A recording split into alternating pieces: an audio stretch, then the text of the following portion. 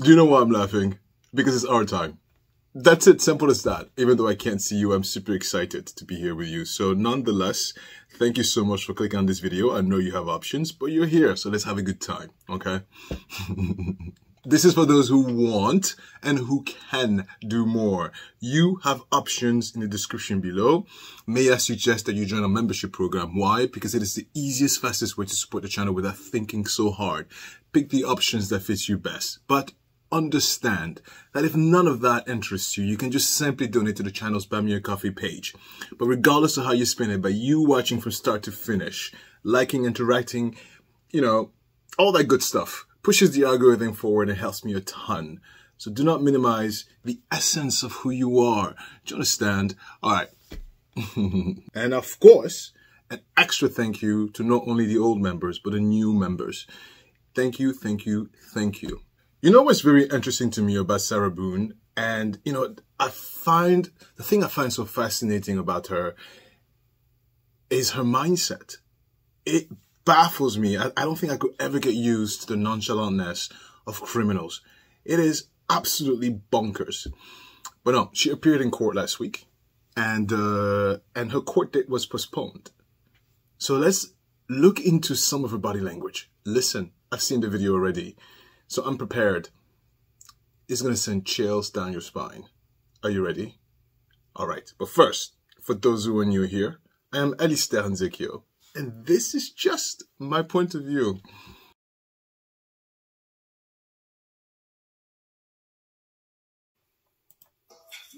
Miss Boone's case. State of Florida versus Sarah Boone, 2020 TF 2603. State of Florida. Deputy Cacciatore on behalf of the state. Defense. Frank Bankowitz. Let's go ahead and swear Miss Boone in. May you please raise your right hand and be sworn in. Do you solemnly swear or affirm that the testimony you shall give shall be the truth, the whole truth, and nothing but the truth? Yes. Morning, ma'am. Tell me your name and your date of birth. Sarah Boone, October 10th, 1977. All right, we're here for pretrial conference today. Mr. Cacciatore, where do you stand in preparing to proceed forward to trial? State's ready, Your Honor. Mr. Bankwitz, where do you stand in regards to preparing for trial? The defense is not ready. We're requesting a continuance. We are having difficult time finding an expert who is willing to work for the JAC rates. And so I'm still, it's an essential part of the case, basically. It's never been initiated before by any of the prior attorneys that I'm aware of. In broad terms, what's the nature, what's the field? Spouse defense. Okay. Okay, just to reiterate, what is the battle spouse defense? The defense here, Sarah Boone's defense, is going to claim or convince the jury and us, obviously, that Sarah Boone was actually the victim. Victim of what? Domestic violence. And the battle spouse defense is essentially, it's a situation where a spouse is forced to do a heinous act in order to protect themselves from a systematic, constant environment of abuse. In our case, equates to George. Now, that is a very tall order to accomplish because in our particular case with Sarah Boone was not always the victim. She was, more often than not, from what I understood, the aggressor. All right. Now, the experts that the defense is looking to get on board are probably experts in psychology, experts in Stockholm Syndrome, experts in the battle spouse defense.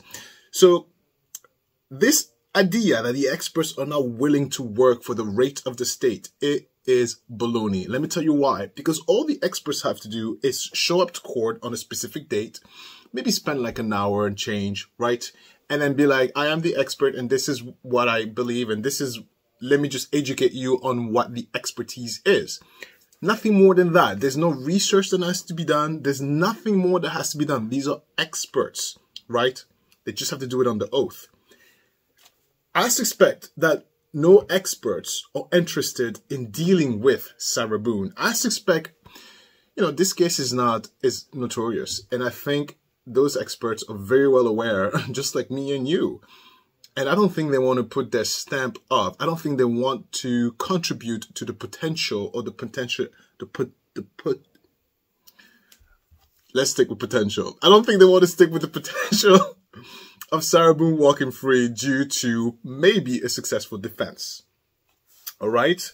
Okay, that's first. The second thing here that I want to go back to is, let's look at Sarah Boone's body language. This is what I mean when I told you in the intro that she fascinates me in terms of her mind state. This woman, good hair though. Yeah. Oh, yes. Anyway, this woman, fearless. Listen, I'm not saying it as a compliment. Fearless in a sense of she doesn't give a rat's ass. No remorse. If anything, she is defiant. She is pissed.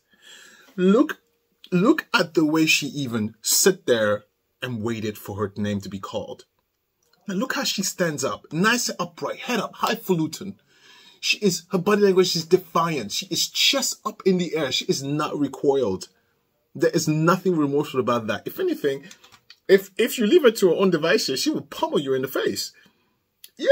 And even when they ask her, raise your right hand to be sworn in, she did it like we are inconveniencing her. Do you understand what I'm saying? To the point where she was like, she was about to raise to be sworn in with the paper on top of her hand until, I don't know, the body language in the courtroom was like, no, girl, take your hand out, put it up in the air, and let me freaking see it. Defiance. And the way she answers with an attitude. October 10th, 1977. And the way she stares with an attitude. Everything about her is irritated. Everything about her is irritable. Wow, English is hard today. I apologize. I don't know why. I'm well rested. I don't understand why I'm having difficulty spelling words. And I went to school. I'm just saying. I don't know what's going on. Okay. Speak, Alistair, speak. Let's continue. Statutorily, we have to give the state notice, sufficient time, and name of the expert and the essential elements that they'll be testifying to. Okay. Mr. Cacciatore, what's your position in regard to the defense request for continuance? I would have no objection to another role.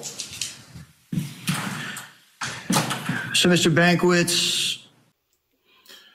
There's something there about the way the prosecution responded. I'm going to use the power editing and show you that part again. He is deflated, disappointed. He is not happy. He is almost as if he's allowing that, he's allowing that grace for the simple fact that he wants maybe to avoid an appeal. The prosecution is just like, Mr. Bankiewicz. It's not even Mr. Bankiewicz's fault, but do you know what I mean?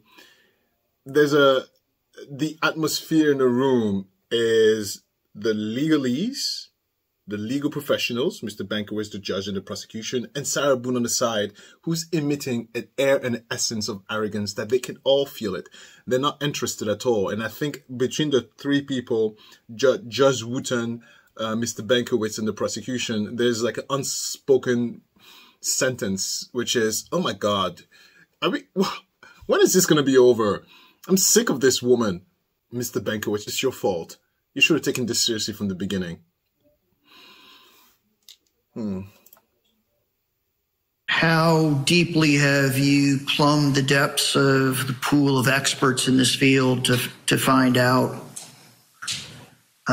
or find one who's willing to work for the JAC rate? Well, I've actually talked to three, and they don't have contracts with JAC and are not willing to work with JAC. And I've made some other inroads with battered woman shelters, trying to get their psychologists, who'd be willing. Problem is willing to testify, basically. Okay. Because of the concern about the compensation rate for testimony? Well, that's one of the things. And to be honest with you, this case has had so much notoriety that people don't want to be involved. Okay. I didn't even see that, but yeah. The case is too notorious. People don't want to be involved. Look, I'll make a good scenario. Let's say there's a personal trainer who became a murderer, and they're like, "I'll stare. Come and talk. Give us your expertise." The defense? No, I'd be like, "No, thanks. I'm not interested. I don't think I have any means to be a defense lawyer because if I think you're guilty, don't even talk to me." And I know innocent until proven guilty, but listen, people, we're human beings. Do you understand? So.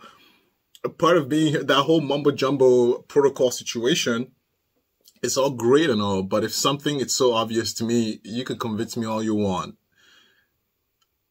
You're guilty. Yeah. On paper, sure, you're innocent. Do you think O.J. Simpson is innocent? Exactly. On paper, he is, but we all know O.J. allegedly did it. Please, get out of here with that. Was I even born? Probably I was born. I was too young to even care, but this is like as a grown-up, when you hear stories and then you're grown up and you look at the crime and stuff like that. I don't even know how he got away with it. Anyway, what a tangent. So, yeah, as you see here, even the judge is not even interested. The judge is kind of like looking at Frank like, how many people did you speak with? 3? What are we going to do, Sarah? Sarah, what are we going to do? Sarah, your defense is not even defensible because nobody wants to work with you, Sarah. Sarah, you're like radioactive. You poor Frank over there is just trying to do his job and pay his bills and like, I don't know, go on vacation at the end of the year. But you, Sarah, your essence is so permeable and so filthy. Now Frank is dirty. So,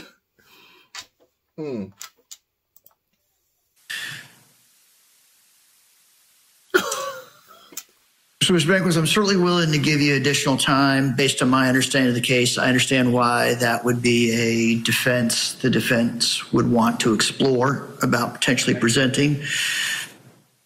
What I'm not sure about is whether the inability to find an expert forever delays the trial of the case. I wouldn't expect it to be a forever delay, Judge. And you know me better than that. Mr. Cacciatore, well, I just want to make sure everyone in the room understood that, I'll give reasonable amounts of time to prepare a defense. The defendant's entitled to an adequate defense, but they're not necessarily entitled to the exact defense they would prefer to have if resources were unlimited. So, Mr. Cacciatore, remind me, where are we as far as lining up your various homicide cases for trial? I know. So, Mr. Banquist tells the judge, you know me better than that. The judge is pretty much saying, Frank, I don't know. We have postponed this so many times, Frank. What? And Mr. Banquist had to clarify something very loud. He told his colleagues, oh, English, Alistair, colleagues. He told his colleagues, guys, you know me. I am not like this. This is not me. Forgive me. Yeah. There's an irritation in the courtroom. There's an irritation towards Frank. And I think the in-between here, because I tell you guys, it's a small circle over there, the legal situation.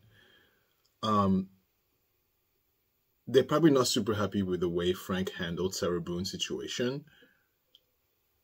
And they don't like where they see this going. And I wouldn't be surprised if the colleagues there associated Frank with, like, quote unquote speaking, being lazy. Like, Frank, you're not going to use this excuse not to delay this for another 1,000 years, right, Frank? You know, and so Frank needed to reiterate the fact that, no, man, you know me better than that. That's not what it is. Is it? 1 second. A lot of noise is going on up here. I'll be right back. Let me just see what is this ruckus. Be right back.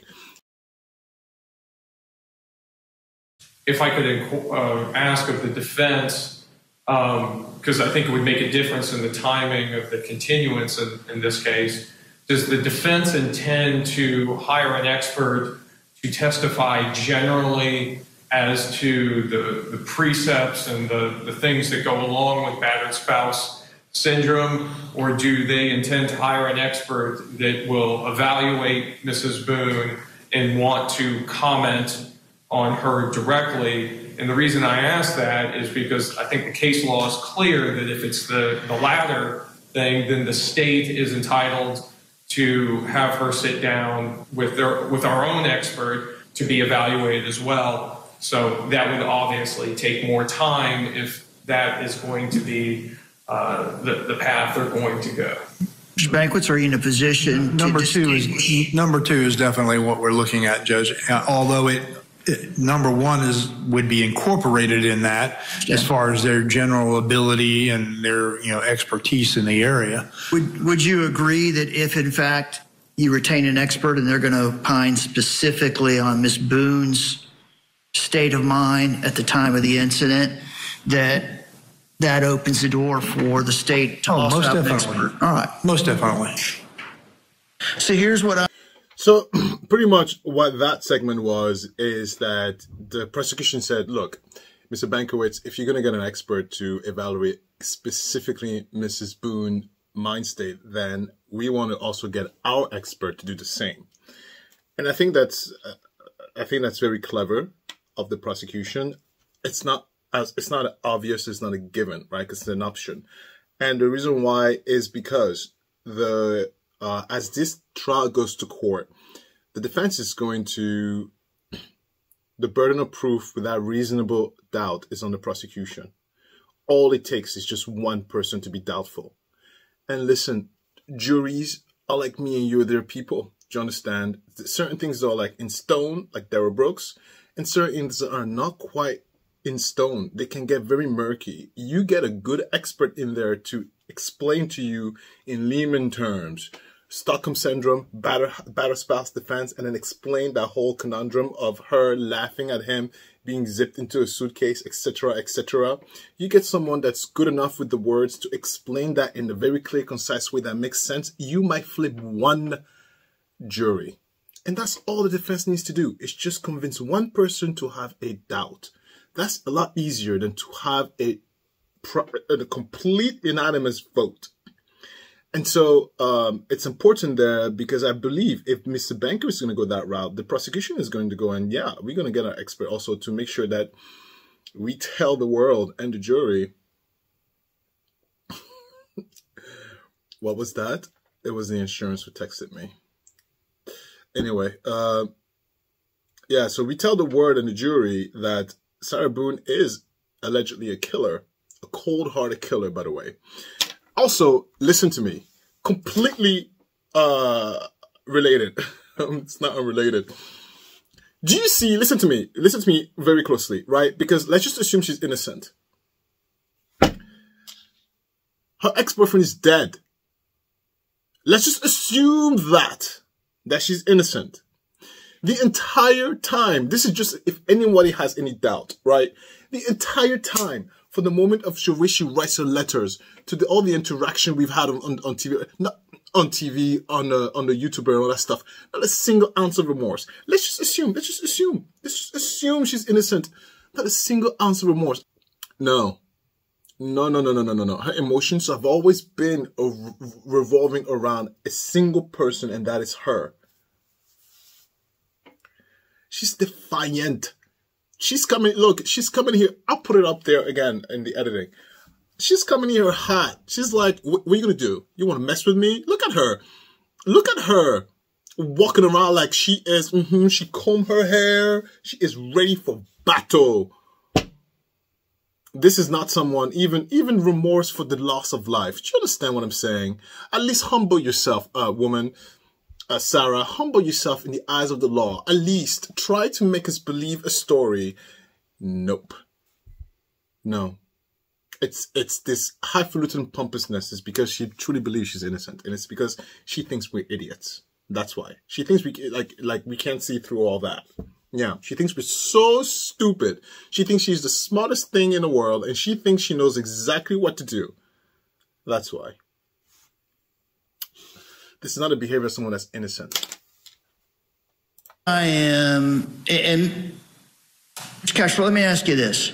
Let's say that turns out not to be an issue. We're not going to have two experts. How long would it otherwise take you to present your case?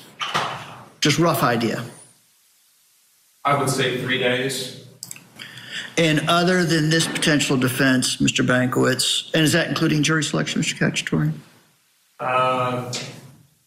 No, I probably 3.5 days for jury selection. All right. And Mr. Bankowitz, other than this potential defense, if we picked a jury in 1 day, the state presented their case in 2.5 days, how long do you anticipate a defense presentation would be at this point? I would say at least 3 days. Okay.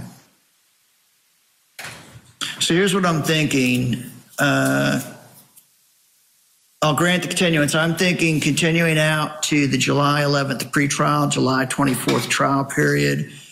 How long is that trial period, Judge? I have a time-certain death penalty case in Lake County starting the second week in August. That's a 3-week trial period, so it would be the week starting Monday, July 24th, Monday, July 31st, and then the last week of the trial period would be Monday, August 7th. That's when I'm scheduled to start picking a jury in Lake County. Well, let's do this. I want to set it for that date. That way you'll have a much better idea of what's actually happening on your death penalty case in Lake County. I understand that they're priority cases, but I also know that they're the cases where if a problem comes up, no matter what a judge has said before, they're likely to allow the case to move because they don't want to try it twice. Just to advise the court, this case had to be continued at the last minute because of one of the attorney's wives basically had a stroke. And so it was a week before we were scheduled to start in that case. But Judge Davis up there, now that has, I won't say resolved itself, but is in a better position. Judge Davis has advised all of us that we're going, quote, come hell or high water. See, I try not to say things like that because I feel like I'm just tempting fate. That's just Lake County, Judge. What do you expect? Well, having never worked there, it means nothing to me. So, I'll grant the change July 11th pretrial, July 24th trial period. And let's go ahead and do this. While I'm giving July 11th as the date, let's go ahead and have the lawyers reach out to my judicial assistant and just like we did this time, schedule a status separate, unique date for pretrial so that I have, y'all have my undivided attention when we talk about the case. I don't have 97 other lawyers tapping their fingers waiting to get to me. Sounds good, Judge. Okay. Thank you, sir. All right. Ms. Boone, we return to the Orange County Jail pending further order of the court. And Mr. Bank. Anyway, so this last part here, I thought that was pretty funny. And all of that mumbo jumbo talking is pretty much just saying, listen to me very closely, Frank. I'm not postponing this any further, okay? So I see you when I see you. Good luck, okay? You could do cartwheels, and the still thing is going to be happening. Now, this is the thing I really like. Sarah with the legs crossed, unflinching. Oh, Sarah. That was a trip out of the cell. She's very happy. And she's very mad we got holiday. This is with an S. All right, July 24th, July 11th, and July 24th. That's going to be our new dates for Sarah Boone. Wow, another postponement. You know, let me ask you something. This is, listen to me. This is a thought number one. Mr. Benquist had, at least a month to contact experts. You know what? Maybe I'm being ignorant. Is it complicated to contact an expert? You know, it's not that difficult to get someone's phone number. And I've been contacted before for my expertise in a hospital. It wasn't that difficult to get in touch with me. I got a phone call. I don't know who called. It went to voicemail. I heard the voicemail. I called back. Yeah, absolutely. Yeah, so it wasn't that difficult to get in contact with me. So I don't know. And I'm busy. So I don't know. In 1 month, only 3 people you were able to contact, and they told you no. So that's all you contacted, Mr. Benkiewicz? This is where I'm like, maybe I'm ignorant. Maybe I don't know how this works. But as I put one and one together, and as I try to put myself in those shoes, yeah, if I was the lawyer, I'm like, okay, I got to call experts. First of all, I have clerks. Maybe I don't have clerks. Fine, I'm a single person with all these cases. Yeah, I call. Oh, what a headache. I'm not going to do this to myself. But yeah, I just think it's a little suspicious. Like a month and a half and change, and only 3 people you talk to, and they've told you no, right? So I'm assuming the conversation went like this. Hello, I'm Mr. Frank Benkiewicz, and my client is Sarah Boone, and I'm trying to... No. Okay. Hello, my name is Mr. Benkiewicz. My client is Sarah Boone, and no. Okay. Right? You get 3 people, 3 no's in 1 week. Perfect. What about the other 3 weeks? People are not that hard to reach. I don't understand this. I don't understand why you have nothing to show. Again, Mr. Benkiewicz, I don't understand. I don't understand. Maybe I'm ignorant. I don't get it. I don't get it. You know? Yeah.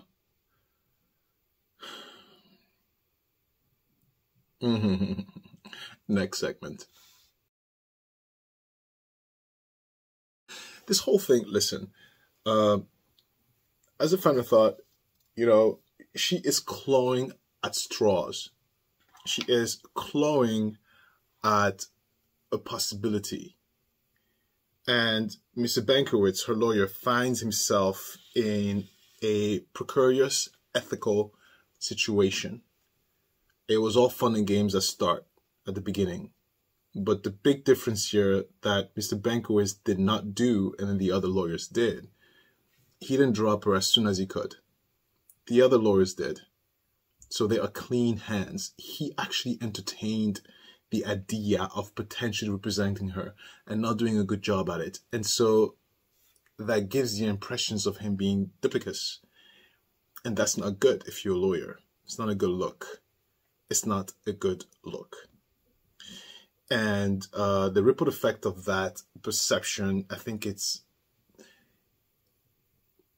leaking through his co-workers, through his peers. And it's no longer fun and games. And I think he's really trying to make up for the mistake he did, which is not taking this seriously as he should. And the reason why is because deep down our hearts, we all know she's guilty.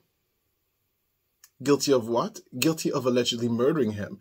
Now, you might argue maybe oops, I killed him. Oops. But it doesn't change the fact that someone is dead, right?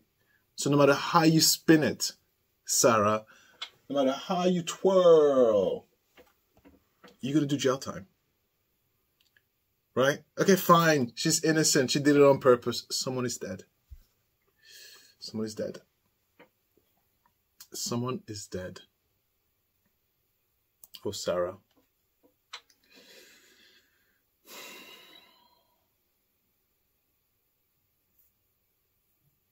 All right, let's go to my Let's Talk. Okay, let's talk. Very quickly, I do have to go. Listen, I have two updates for you, two news for you. The first one is Olympia is doing great. Ever since Monday, she has been back to normal. So Olympia is my daughter. She had very severe diarrhea and vomiting. She's an infant, which is very dangerous. Dehydration is a very real killer for infants. Killer as in like you go from 100 to 0 in like an hour. Okay, by the time you get to the hospital, your infant is dead. That's how fast it kills. Anyway, I was in and out of the ER for 1, 2, 3, 4, at least 4 days, right? Long story short, on Monday she woke us up with the wail of the worst banshee you can think of, which was, of course, we wake up tumbling on from the bed to the floor. Like, what's going on? She was hungry. It was so nice. Listen to me, on Monday, she ate a storm, and I was like, yes, darling, eat whatever you want, darling. Eat, eat. I've never been so happy to see my daughter eat, and never been so happy to see a wet diaper, because she had no more tears, no more, yeah, it was dry. Oh my God, that diaper was so heavy with piss. I loved it. I was like, oh, piss. And when she pooped, it was not diarrhea. I was doing cartwheels like, oh, it's hard poop. Oh my God, this is great. I've never been so happy to see a diaper in my life. And her energy. Olympia is a baby who laughs a lot, and she has an attitude, positive one. She tells you what she wants. She tells you how she wants it. Don't touch me. Stop. Like, she's like that. She tells you exactly what she does not want, and I live for it. You don't understand how I live for it. My girl with an opinion, bring it on. Love every bit of that. I love it. Anyway, that's not this. Update number one. Update number two. I'm talking very fast because I have to go. Look, 2 minutes. I have to do this in 10 minutes at least there. Second update is my parents' divorce is over. Now, you might be like, what? I talked about it a lot. Matter of fact, my personal family situation between my mom and my father is what brought me to you guys. That's what made me that's what started the whole Darrell Brooke saga, because my dad is Darrell Brooke, honey. You want to know how my dad is? Watch the Darrell Brooke saga. It's exactly him. Exactly him. You think I'm kidding? It's exactly him. It was the most nightmarish situation of our lives. Anyway, it's finished. I'm going to fast forward this so I don't want to bore you so much. It's finished. And the way it ended with such sweet poetry. The divorce was supposed to take 6 days. I don't want to give you too much details because it's quite boring. It's the court. It's boring. But it ended up being 31 days. It's supposed to be 6. We took 31 days, and it was heated. But we won. And I'm going to say it like that with such pride. We won. You don't know why? Because he watches this show. He watches till the end. And so my 2 aunts also watches till the end. And that's his sisters. And it turns out, we found out during this month that my aunts, he forged papers with my aunts, his sisters, to give away the deeds to the properties that's in question to be divided. So therefore he's like, look, I don't have the properties now under my name, it's under my aunt's name. Listen, this is where they're so stupid. This is where narcissists think they're smarter than the most.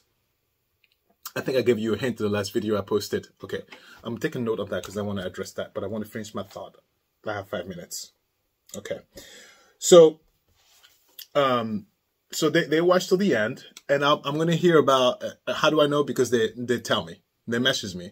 So by this weekend, one of them is going to send me a stupid message about what I just told you. Okay? Idiots. Come on, Alistair.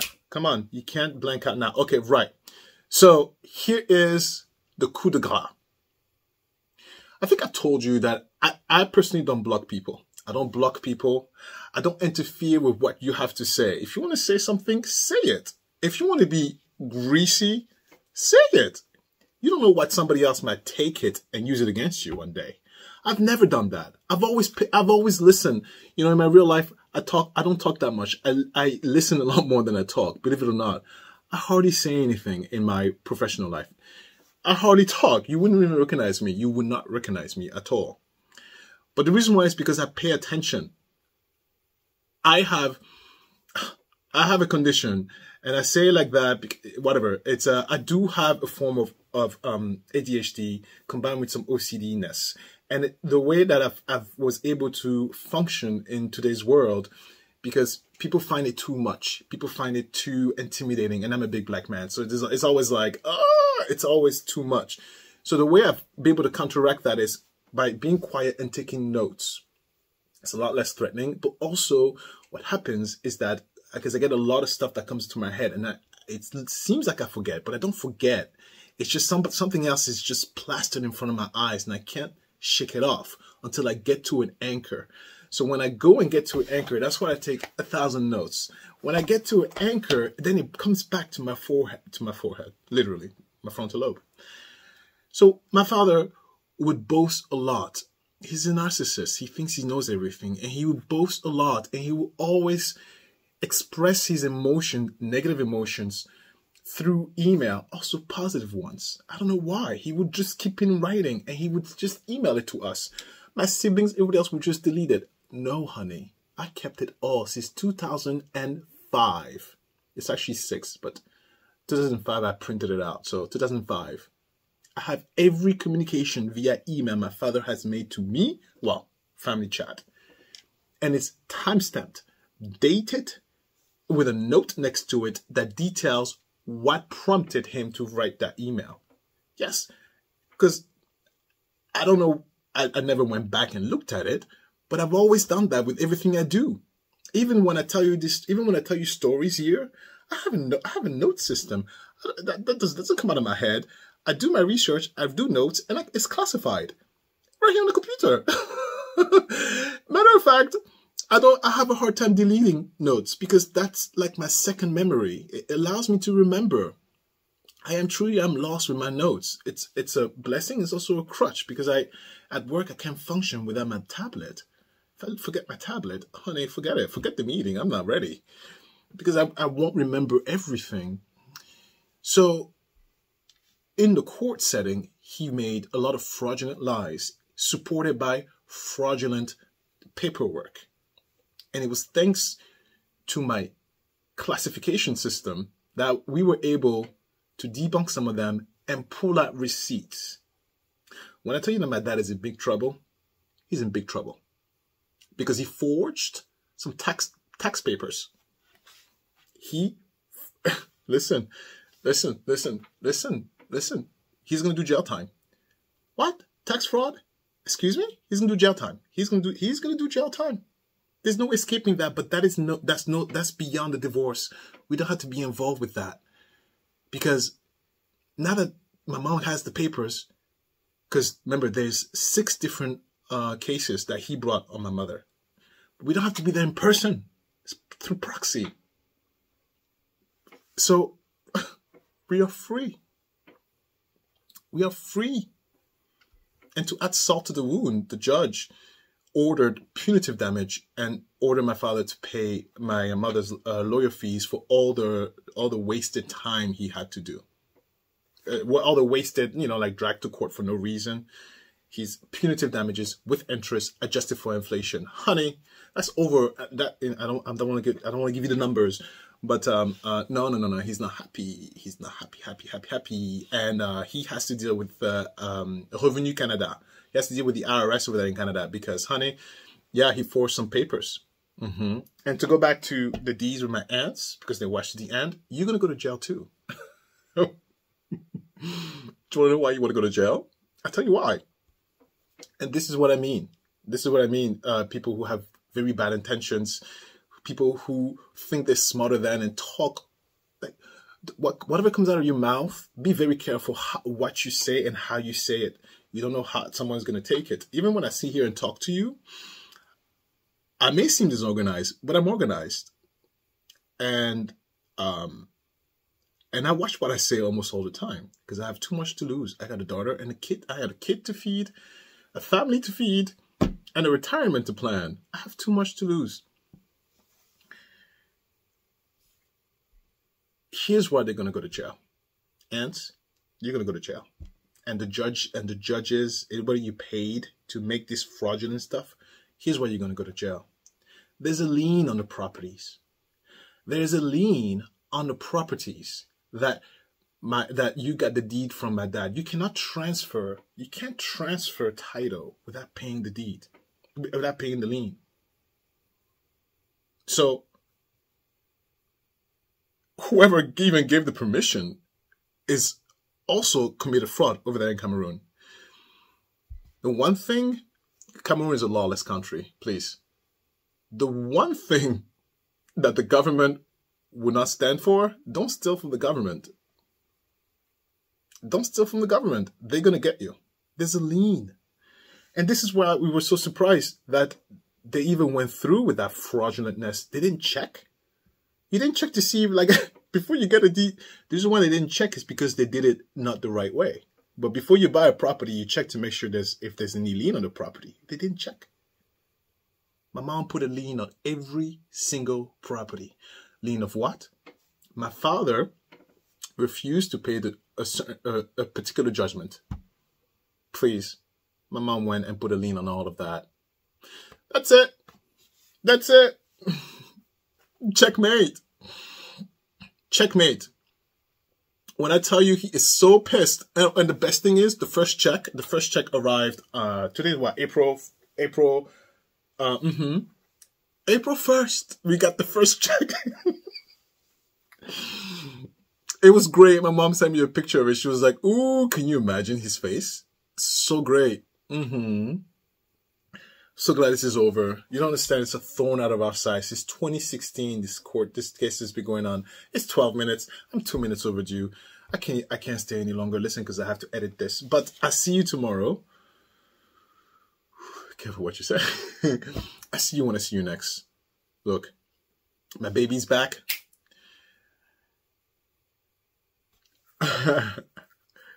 No, we just got to get our life together again, right? There was a disruption in the schedule. Turbulence. March was a month of hell. But I did it. I did it. And I didn't even complain. You know, I don't complain in my real life. It may seem like I complain, but no, I don't talk a lot. I really don't talk a lot. You'll be very surprised to see how different I am. I observe. I stare. I don't even smile. Am I approachable? Not really. Not really. I wouldn't say I'm that approachable because I'm working. I'm working. Yeah. But there's moments where like I have like some of my clients, I have such good times. Some of my I have close relationship with a lot of my clients. And no, we have a good time. And then when it's over, when it's the not so great client, it's like such a roller coaster. I love it. And then last thing, and then I go. The one thing though, I do make sure is that because when you have a lot of human interaction throughout the day, you get very tired at the end of the day. You get emotionally drained. And so there's one trick that I do is that after a certain time, I stop all interactions. No, because I need to save a little bit of myself for my spouse and my daughter. So after a certain time, get out of my office. I don't want to talk to you.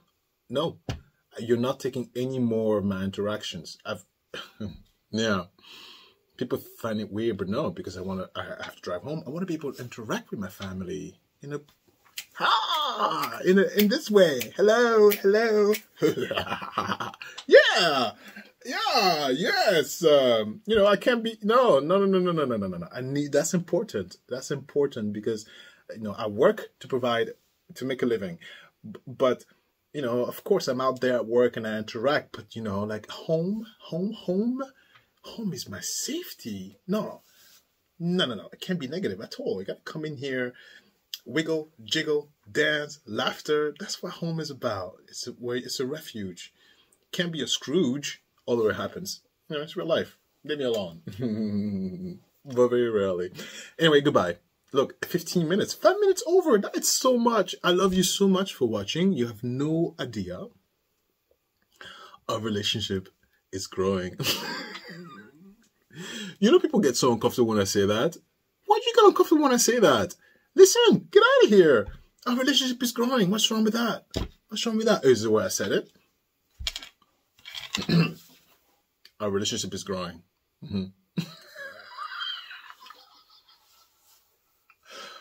God, I hope you have a good time. Have a good time. Anyway, gotta go. Goodbye.